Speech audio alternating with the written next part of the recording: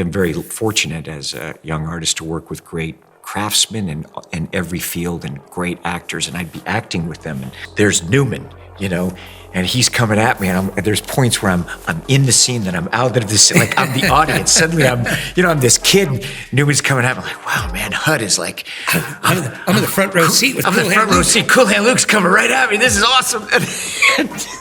And he goes, like, you can see that I'm watching him, in the middle of the scene, but then I start acting with him. And that's what it's like with McHugh. Our relationship has just been one long bit of storytelling and an adventure, right? Occasionally interrupted by production. Yeah.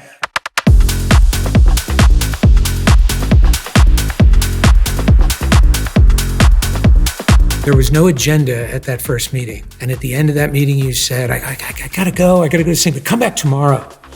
I thought, I would think he was busier than that. And I came back the next day, and we ended up hanging out for like 6 hours. And we talked about movies and our growing up. And I remember you said something in that first meeting that at the time, me as a total film snob, you said something really shocking. You said, I make mass entertainment. And I was so stunned that somebody would say that out loud.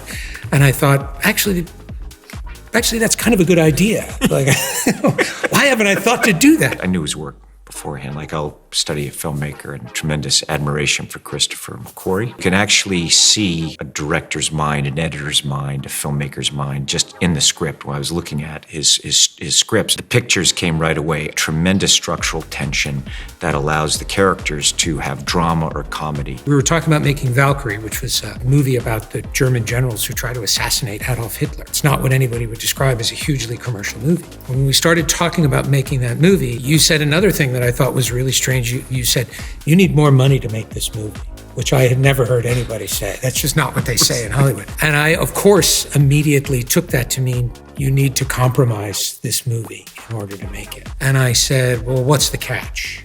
And you said, there's no catch. We're going to make this movie. We're going to make it the most emotional movie that we possibly can. We're going to make it for the biggest audience possible. And I had never had a conversation like that before or since. It's not about the kind of movie we're making, it's how we're making the movie. It's the emotion that we're after, and it's the accessibility that we're after. We're not making something exclusive, we're making something inclusive. That's always been the recipe, and that's always been the challenge. And it's been really liberating, especially with movies like this. You look at Valkyrie, like the discipline of that, knowing that we had those two Messerschmitts and at the beginning, and the aircraft that we needed to be able to create that world. I make a wide range of pictures, but I'm always looking for, whether it's Eyes Wide Shut, Top Gun, or Born on the 4th of July, or Valkyrie, and all the films we're making, we're going, what resources do we have to be able to create? What is realistic about this? And what is going to reflect for a global audience with that particular genre and that particular film? In fairness, your idea of what is realistic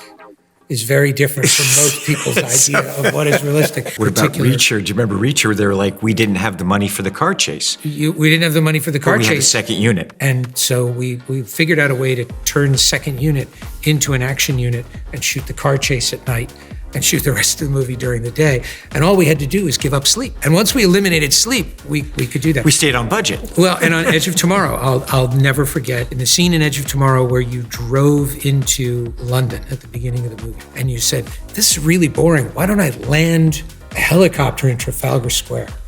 And there was a woman from locations there, and she said, well, I that sounds wonderful, but you can't really do that. And I said, this is your first Tom Cruise movie, isn't it? And you texted me that night, and you went, we're landing a helicopter in Trafalgar Square. It's not about whether something is real or not. It's not that you want to hear people say yes. You don't want to hear people say we can't. And you want to know that they're going to do everything they can to try to do something and try to make it possible. But now we know that's cinema, because that opened our film and closed our film. And you and I knew that. It was like waking up in that helicopter. And it wasn't showy. No. But it was just like, here's the story. And you're going, I'm immersed in this world right now. It had scale. It had scale. It was cinematic. It was worth it for the story. Totally. As artists, we're going, this amount allocation of those funds are important that will give us that value for story for an audience. You know, look, we could talk forever about the stuff that he's done in Ghost Protocol, how he came in and just structured the entire film. He has that ability to just write for actors, see things structurally just so clear, and how to organize it to tell that emotional story. Right from the beginning, you know, we just had a shorthand, and it's a game we play, or it's just like we can take any story or any subject matter and we just challenge ourselves to tell a movie with it. Going back to the A400. Yeah. Remember the A400 in Rogue Nation? It was originally presented to us just as something to be in the background of a shot. I walk into the office and he's like, oh, look at the A400. Wouldn't it be great if you're on the side of that? I was like, wow, that's cool. Great idea. I was joking. I said, that's a great idea. That's a great idea. And then they start talking about it. And then everybody else in the room, they start whispering to one another, and you see people writing things down and making calculations and making phone calls. And before long, you're on the phone with Airbus, and Airbus is saying, you can't do that. And we say, okay, we understand we can't do that. What if we did do it? How would you do it? Here's the G-force, here's the camera, here's how we can do it. Here's where we can take off. And I'm a pilot, so I'm like going, well, I know the rotation speed at this, and if you just tell none of that, it's like, what's the minimum airspeed of this? What's the stall speed of this? You know, we're gonna go up and we're gonna need the shot where the camera's down there by the runway, and that's a story. We look at the boundaries, of course there's boundaries and limitations, and what we're always trying to do is go, how do we take one thing that we've learned and apply it to the next? And the next movie is a culmination of everything we learned. Not just sequences, but structure and character development. There's lessons that we have to learn too many times. Some lessons we never. Some lessons, like we're sitting there, we're going, oh my God. Every movie is its own movie, and you have to communicate and earn that. The first moments of tone and structure, you're never creating take this the audience agreement. for granted. Never, ever. Or the story. I've just never taken anything for granted. You just know you have to bring the audience into these characters every time. Every time. And it has been a lifelong journey and passion of mine that when I met McHugh, it just aligned. It's like, that's his passion. It's the audience, it's the storytelling, it's the admiration of the artists that we work with. You have to be able to pivot with the story. You can't just write it and put it there and do it. That's when you're getting something that is very literal. I read the book on the first act, the second act, and the third act. It's like, you gotta feel your movie.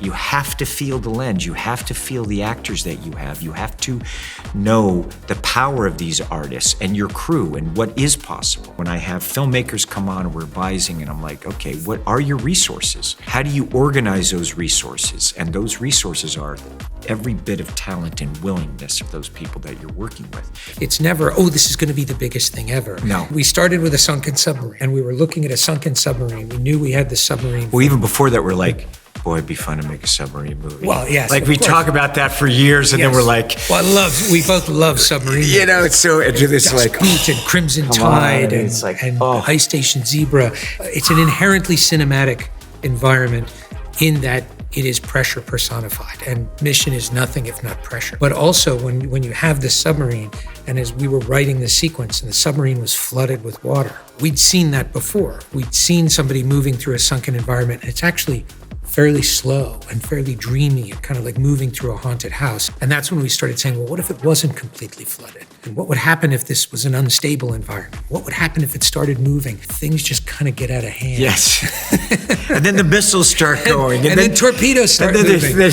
And then you have to build the set in such a way that it can do that. And what's amazing is you working with the crew that we work with, it's the best in the world.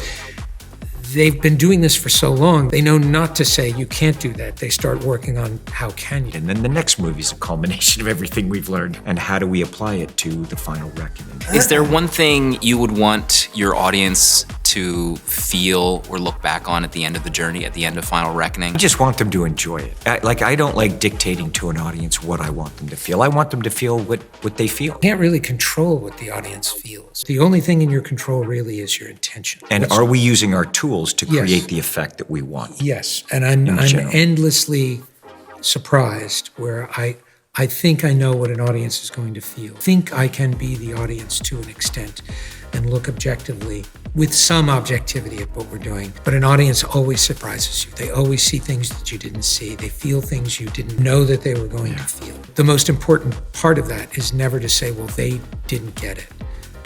That's a cop-out. I want to communicate with an audience, whatever genre. Like people like different kinds of movies and different like music or art or whatever. And we have a broad range of cinema that we like and appreciate. So I want to challenge myself in every one of those genres. And are the tools that we have as storytellers, are we utilizing those tools to be able to communicate what we want to communicate or create the effects that we want to communicate? And it is this dialogue back and forth with those audiences, and it's always quite wonderful. You know, like Yes. they talk about things and certain things you know, and then when you screen it for an audience, they bring so many other things. It gives me a different perspective. I will say I was sweating during the biplane scene. Yeah, so was I.